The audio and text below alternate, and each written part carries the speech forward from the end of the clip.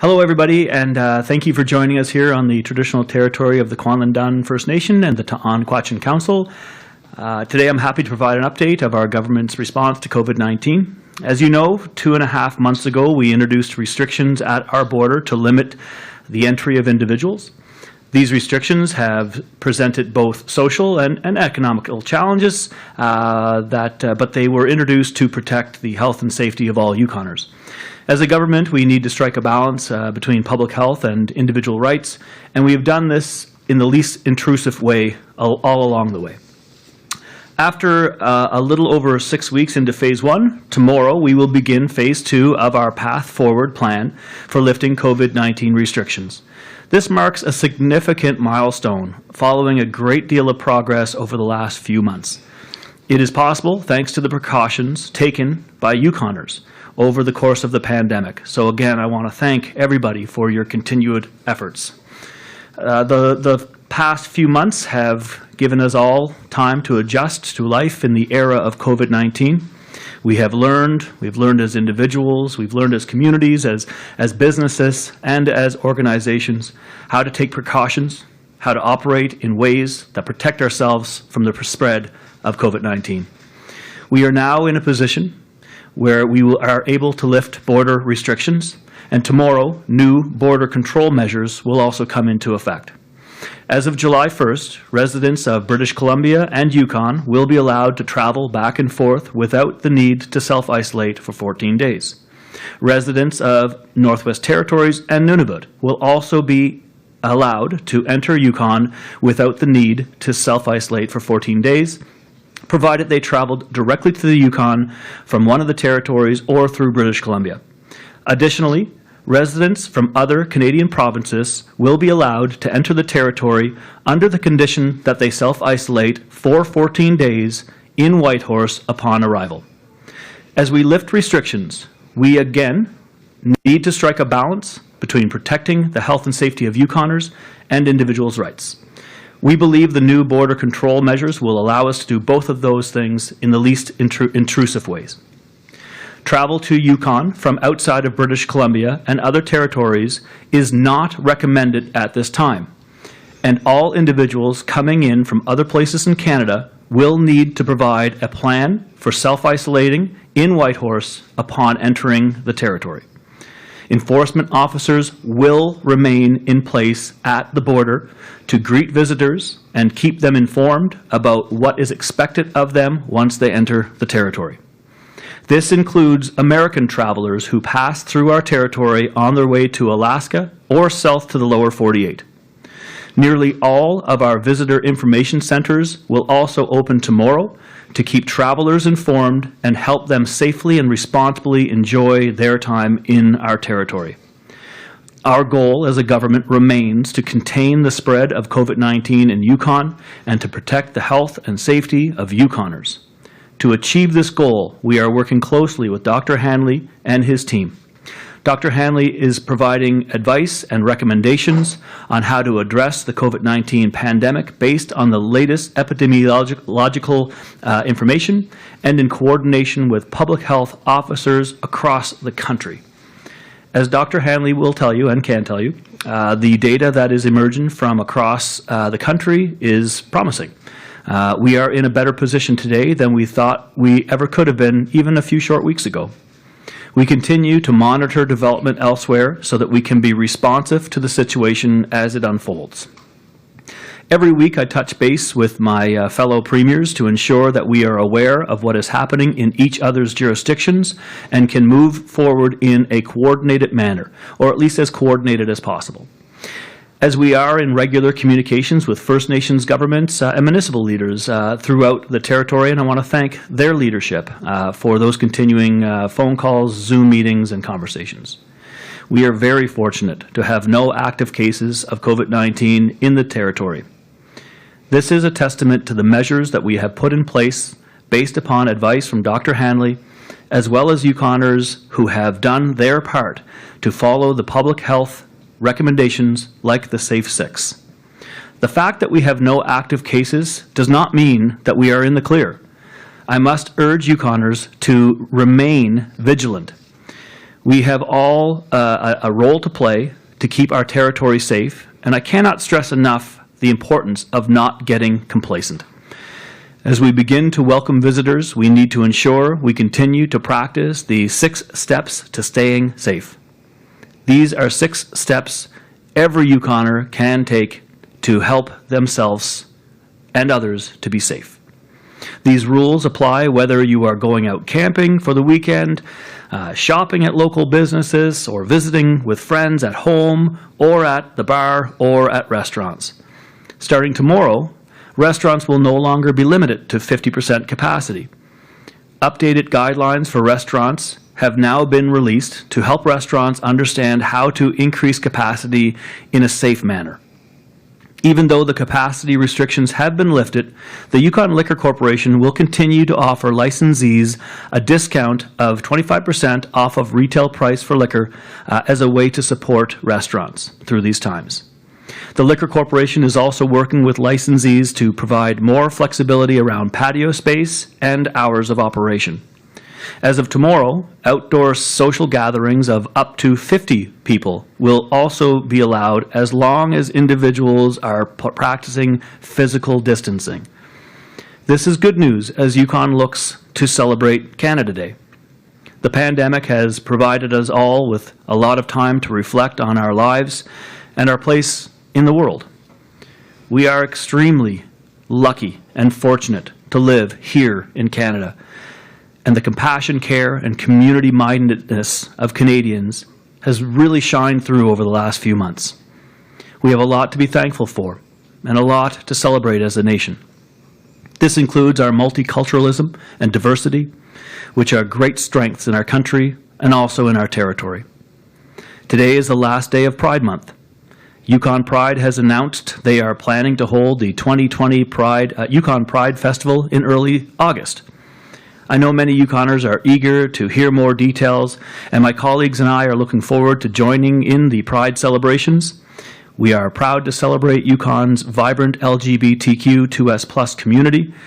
There is also an opportunity to support all of the work that has taken place to foster a more inclusive, welcoming, and progressive Yukon. Again, even as restrictions are lifted, the safe 6 remain very, very important. If we all follow these steps, we can greatly reduce our own risk and the risks to others. Thank you very much. Dr. Hanley. Good afternoon, bon après-midi. Tomorrow, Canada Day, is another big day for Yukon. It marks the day that we will make a slow exit from our cocoon. Since the gates shut 3 months ago, we've been able to fend off outbreaks, and we've kept the number of cases to a bare minimum. We have kept our seniors and our vulnerable populations safe from COVID. We were able to take the time to learn about COVID, learn from others, and prepare our defenses. So tomorrow brings a new challenge for all of us to adapt to a new world where, for the time being, COVID is a fact of life that we need to learn to live with. Opening to BC is worrying for some. I am getting the emails to reconsider, just as I'm reading the ones that ask me why we're moving so slowly. To be completely honest, I'm nervous myself about the weeks ahead of us. As I've said before, this move is not without risk, but we need to be very clear that keeping the doors closed is also high risk and clearly not sustainable.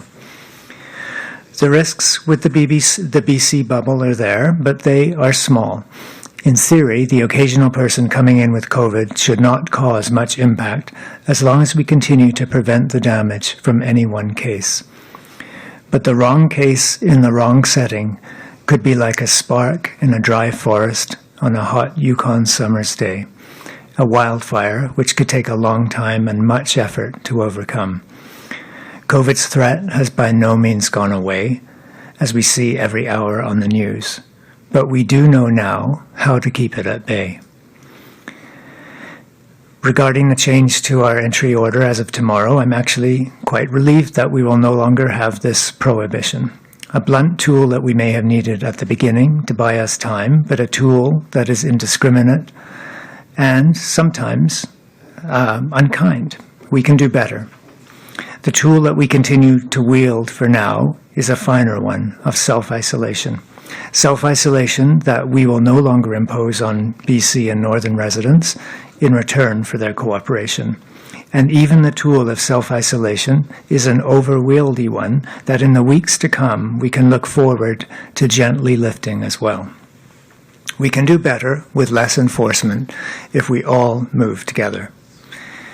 For now, we're very unlikely to see a rush of people coming to see Yukon. The general message is still to limit travel, and most Canadians are not straying far from home.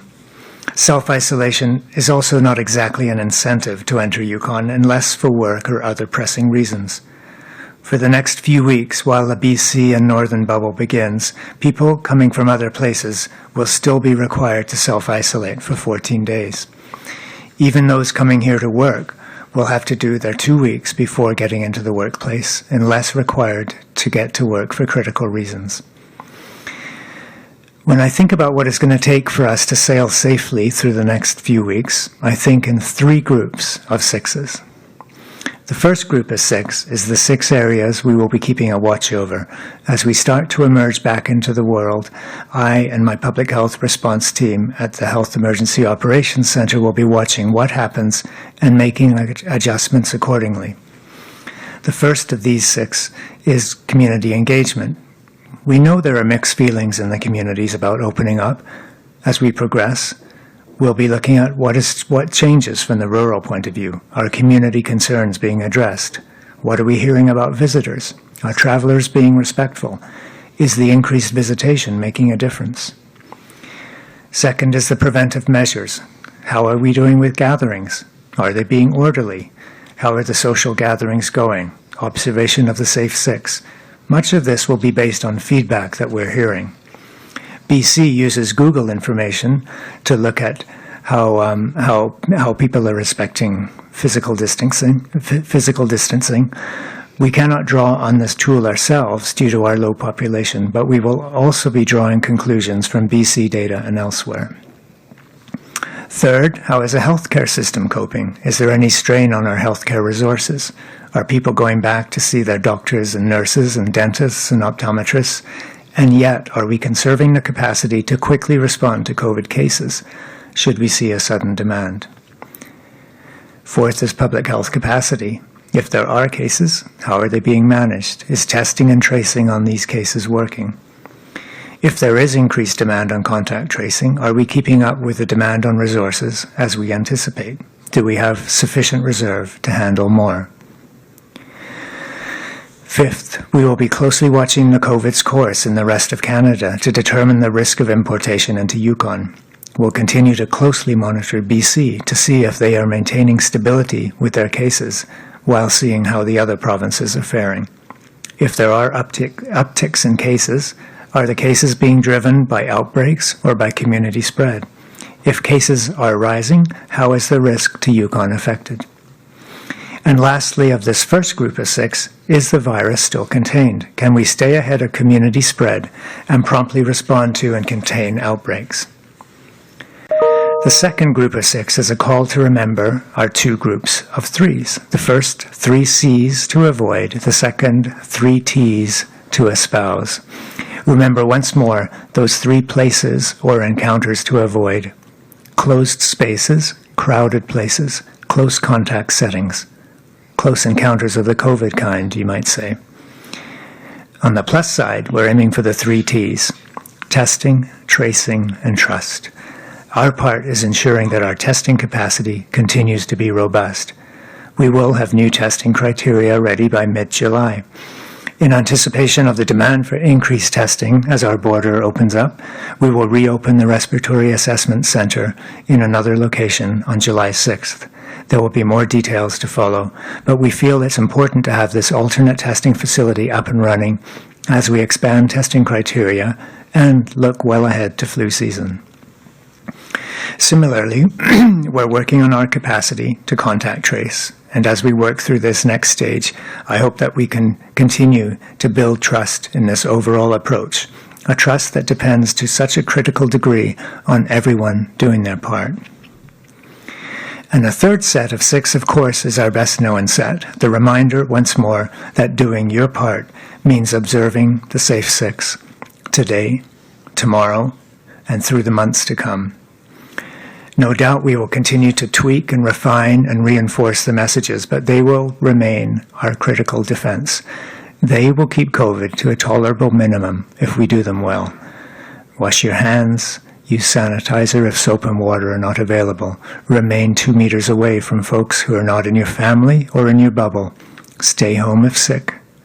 Don't gather in groups of more than 10 indoors, and as of tomorrow, 50 outdoors. Be respectful of community wishes when you travel, and self-isolate when you're required to. Don't cheat on the safe 6.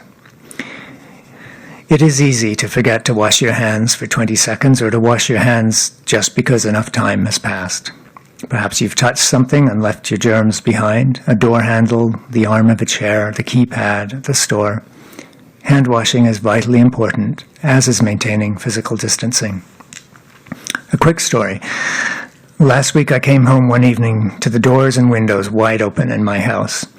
It turned out that someone in the family, who will remain unnamed, had accidentally discharged bear spray in the house. My throat burned and I started coughing as soon as I entered the house. Over the next couple of days, I would do something as simple as touching the wall or grabbing the leash of a dog, reaching for the tap. First my fingers and then my hands would burn. In turn, quickly my face or my eyes would react as soon as I touched them. The fine pepper had settled everywhere, and only with thorough cleaning and washing did we get rid of the irritant. What a reminder of how an invisible virus can be present and be so easily picked up and carried, and then invade. If COVID were bear spray, we would surely be more protected as we washed away our pain. As we've moved further and further from our last diagnosed case here in Yukon, it's clear that some people are not maintaining the 2-meter distance between themselves and others outside their bubble. We need to keep that distance between us when outside of our bubbles. And for what I hear, some of those bubbles are being stretched to bursting all around us. Again, and in spite of the recommendation to double bubble with one other family or group of people, individuals are creating their own larger and bigger bubbles. Gatherings are growing beyond 10, and people are letting down their guard. Until vaccine or reliable treatments arrive, the world as we know it will be different going forward. Living with COVID is a project that could last a year, or 2, or even more. We have to live our lives, but we have to live them differently. That's all for my update. Thank you. Merci. Thank you very much, Premier Silver. Dr. Hanley, we'll go now to the phone lines, and we'll begin with John from CKRW. Hi.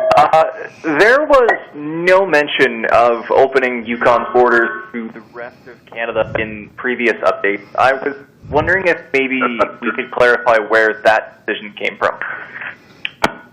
Yeah, for sure. From a health perspective, things are looking good.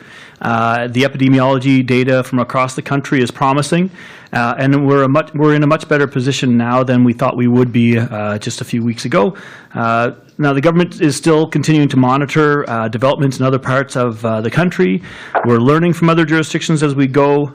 We've seen bubble announcements in the other territories and in Atlantic Canada, and our approach is consistent with their approach. I'm in constant communication with the fellow premiers, as I mentioned in the opening comments, and watching what they're doing and watching what the nation's doing in a coordinated fashion is something that the First Minister's meetings has been talking about. We remain flexible and responsive to the situation, which is changing daily, but we are confident that we are in a good position now to lift our border restrictions tomorrow. We've had several weeks to prepare and to provide guidance to individuals and businesses on all the other directions to date. We do have a number of tools that we can use to manage this disease. We're looking at the 6 triggers that is in our plan forward, and based upon the epidemiology, we feel confident in lifting that restriction. Now, again, This is at the time we're still recommending that no travel from those other areas. But if people have to travel, they'll be required to do the 14-day isolation in Whitehorse. Thank you. Follow-up, John? No, don't have a follow-up question. Thank you. Thank you. We'll move to Gabrielle, Whitehorse Star. Hi. Is there any way to enforce the self-isolation rule for visitors from other jurisdictions? Do SEMA rules apply to them? The fines and jail terms would not and have not affected the 14 days. We're watching anecdotal information from across the country as well as far as how well this has worked Canada-wide because this is a requirement in other jurisdictions as well. So again, whether it be our guidelines to restaurants and bars, our social distancing measures, our border measures, working with the communities, what we've been doing to date is working. And if we find ourselves in a situation where moving forward causes any one of those triggers, those 6 triggers, clusters of cases, those types of things, we are well suited to move backwards. Now, every time we move to another phase or release some of the restrictions, we're very cognizant that we don't want to move forward if there's a huge risk of having to move backwards. So we believe that having people, having the requirement to do that 14-day isolation is enough at this time, and we will of course monitor the situation as we move forward. Folks need to remember that to date over 17,000 travelers have entered into Yukon since the border control measures have happened. To say that we're now closed up to the rest of the country is not necessarily so. We've had a lot of people doing the self-isolating already, and it seems to be working because the evidence has shown already that Yukoners have been self-isolating due to travel and due to entrance into the Yukon, also critical and essential service providers, and we haven't had a new case in months. Thank you. Follow-up question, Gabrielle? Will a place to isolate still be provided at the Coast High Country? And are people visiting from other jurisdictions eligible to request a place to stay there through the Yukon government? So the new provisions for the rest of Canada to come and be able to self-isolate, again, we're not recommending travel from other jurisdictions in Canada now, but if they do come and if they have to, and they will have to self-isolate, they will have to come up with their own plan to do so. The provisions that we have currently are for the essential and critical workers, and so we don't at this time plan on having provided space for individuals that are coming. They'll have to make those arrangements on their own at this point. Thank you. We'll move now to Stephanie, Yukon News. Hi. I'm wondering, given the increased cases we're seeing down in the States, if there was any thought given to changing the restrictions in terms of people coming through to Alaska or going down south? Good question. So again, out of those 17,000 travelers that have entered into Yukon since April the 2nd, approximately half of those travelers are on their way to Alaska. So we have thousands of people that have been traveling through Yukon since April the 2nd into Alaska, and again, we haven't seen a new case in months. If things change, then of course we'll have to address it. These are the questions and concerns that have come up in our calls, even this morning as I spoke to some of the chiefs today about making sure that we can continue to be vigilant when it comes to the travel into Alaska, how we can continue to, on a daily basis, on a weekly basis, hone our skills in tracking. There's a conversation on a federal basis right now. The federal government's working with Apple and Google to come up with some solution for an app that will help us to trace folks. The good news about being in a small jurisdiction like Yukon, we also have the ability to work with our community partners and community governments and make sure that we have the communications in place to monitor people as they transfer through our territory, but also as we look to the new normal and moving into our phases, that we have those conduits of communication to help make sure that we continue to put measures in place that reduce the curve, that plank the curve, but also include the communications with our communities to make sure that that anecdotal, on-the-ground information from all of our rural communities is being monitored and worked with this territorial government. Follow-up question, Stephanie? I'm wondering if there's been any figures run on how many people might be coming in once the restrictions are lifted tomorrow. Yeah, I'll let Dr. Hanley talk a bit about, the last 2 weeks he's mentioned, the increase to risk of British Columbia.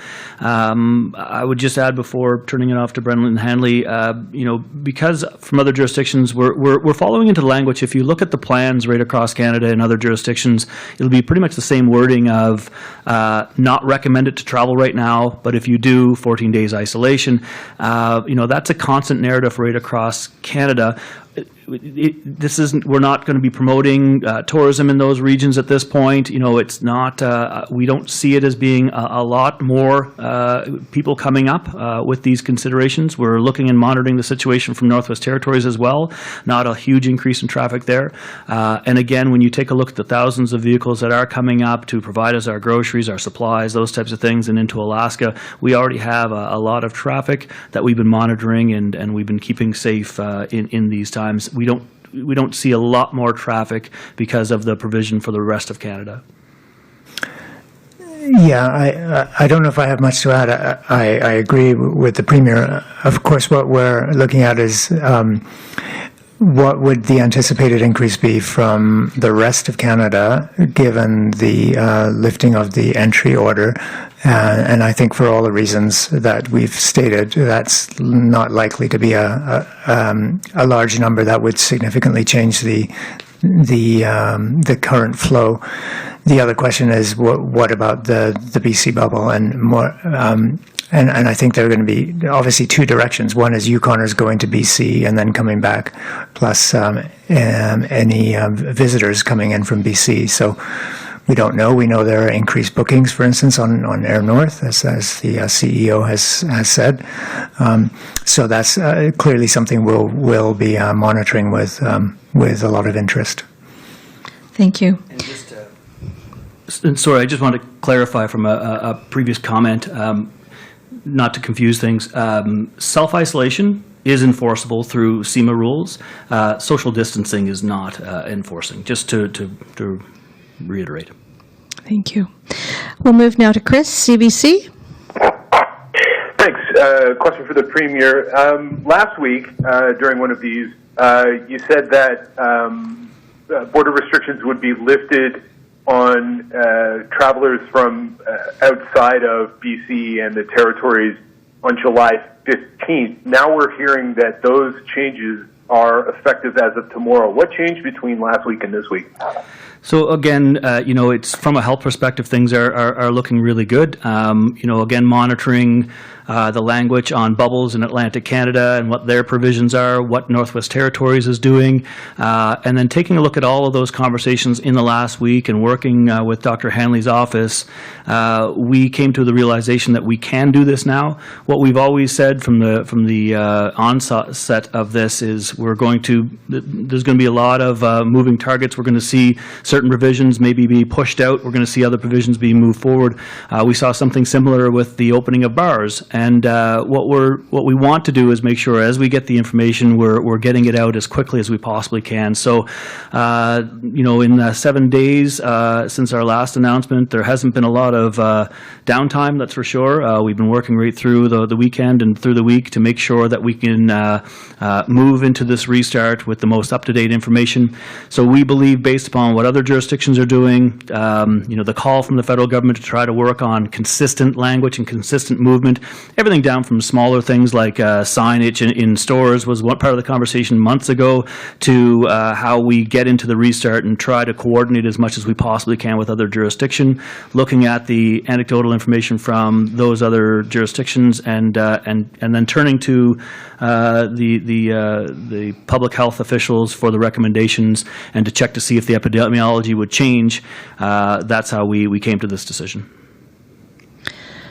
Follow-up, Chris? Well, you're also facing a court challenge for the government's border restrictions. Would you be making this decision to allow visitors from the rest of Canada into the territory if you weren't facing that court challenge? They're two unrelated situations, of course, the petition being for something different. But I will say, Chris, that every decision that we do make takes into account the Charter of Rights and Freedoms. So absolutely, whether it's COVID or not COVID, and we will continue to consider the Charter as we move forward. Of course, we're bound by the Charter in all of our actions, and we have a duty to protect the health and safety of Yukoners here with the COVID pandemic, and we take this duty extremely seriously. So as a government, we need to take into consideration both the individual rights and also public safety, as I said in my notes, my preamble today. And we have done this all along the way, and we'll continue to do this all along the way in the least intrusive way. Thank you. We'll move now to Anna, CBC North. Hi, thank you for having me. So I just have a clarification about some of the border changes that are going to be taking place. So what happens to those that are traveling by plane from the NWT or Nunavut to the Yukon and have to pass through airports in other provinces en route to Whitehorse? So let's say there's no direct flight to Vancouver from Yellowknife, for example. How would people get to the Yukon? What happens to them? Yeah, and thanks for the question. I know you weren't on our conference last week, but this question was addressed at that time too. We know that there's not direct flights right now from Nunavut, and you'd have to charter from those areas. But if you have to go to a jurisdiction that isn't BC, isn't Northwest Territories, and isn't Nunavut, then you would be required to self-isolate for 14 days upon arriving in the Yukon. Thank you. Follow-up question, Anna? So then with those border restrictions in place, what northern residents are these border loosening measures really for? Sorry, you kind of broke up there. Can you repeat that question again? Sorry. Sure. So I said the fact that if people with no direct flights want to come to the Yukon and they have to self-isolate when they arrive, I guess what northern residents would be benefiting really from this bubble with the Yukon? Well, Fort McPherson, for one. We do have a highway that goes directly into Northwest Territories. So, again, we're making our decisions not necessarily just upon geography or ease of getting here, but also epidemiology. And at this time, knowing that Northwest Territories and Nunavut are entering into their own bubble, working with my fantastic partners in Premier Cochrane and Premier Segaviktak, we are opening ourselves as well as we open up, knowing full well that it's pretty hard for someone to come directly from Nunavut to into Yukon, but it's still possible. You could charter from a Nunavut, from some smaller communities into the centers, that type of thing, and you'd be allowed to if you found your way in. But again, if you have to go down to one of our provinces that still requires a 14-day isolation, then you as well would as well. It would be very similar to if you were in British Columbia and you were driving up, but decided to go over to Alberta, then you are now in a situation where you're coming from a place that requires a self-isolation as well. So I ask anybody who's traveling to contact yukon.ca and to make sure that they've either emailed their questions in or the phone line that are there to ask about their particular travel requirements and quantify right off the bat before you leave your community whether you're able to come directly in or if you have to self-isolate. Thank you. We'll move now to Claudiane, Radio-Canada. En français, parler un peu de ce qui est différent aujourd'hui, donc de l'abandon, de permettre donc des voyages, même ceux qui sont non essentiels, on réouvre la frontière essentiellement. So the question is for Dr. Hanley, I guess. Can you please explain in French what has changed today and what are the travels that are going to be permitted even if they're not essential? Oui, merci. Donc, à partir de demain, au-delà de l'accord entre Colombie-Britannique et Yukon pour enlever le besoin de faire la quarantaine en entrant. Il y a aussi l'enlèvement de la première ordonnance qui est ceux qui disent que le voyage non essentiel n'ont pas permis pour les autres résidents du Canada dehors les résidents de Colombie-Britannique et le Nord. Mais ces individuels-là, maintenant, malgré qu'ils sont permis d'entrer, on a toujours dans un état de décourager le voyage en général au Canada. Et aussi, on a toujours le mandat pour faire la quarantaine, le 14 jours de quarantaine pour ces individuels qui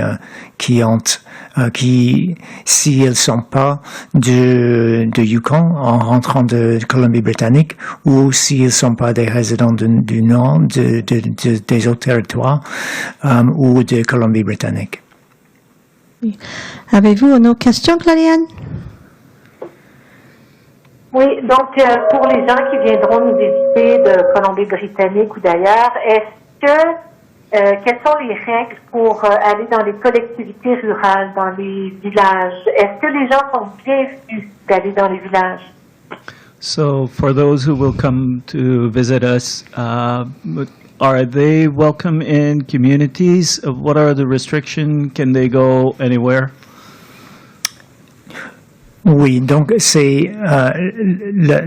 ils sont demandés, les personnes qui viennent de Colombie-Britannique sont demandées de respecter les règles en place pour les Yukonais. Donc, au même temps qu'on ouvre graduellement la permission essentiellement de voyager aux communautés rurales, les Colombies-Britanniques sont inclus dans cette bulle. Donc, on est permis, mais c'est toujours avec le cadre de respecter les besoins et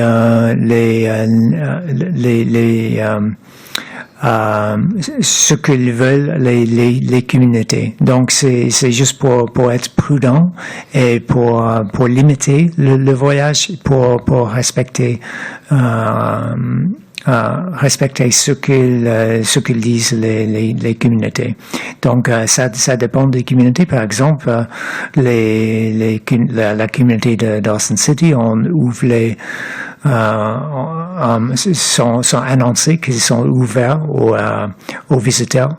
Donc on peut conclure que les résidents de Colombie-Britannique sont dans la même famille. Donc c'est une question de respecter ce que disent les communautés. Thank you very much. Thank you, Premier Silver. Thank you, Dr. Hanley. Thank you, everyone, for your time today. A reminder that our next COVID-19 update will be Wednesday, July 8th at 2 p.m.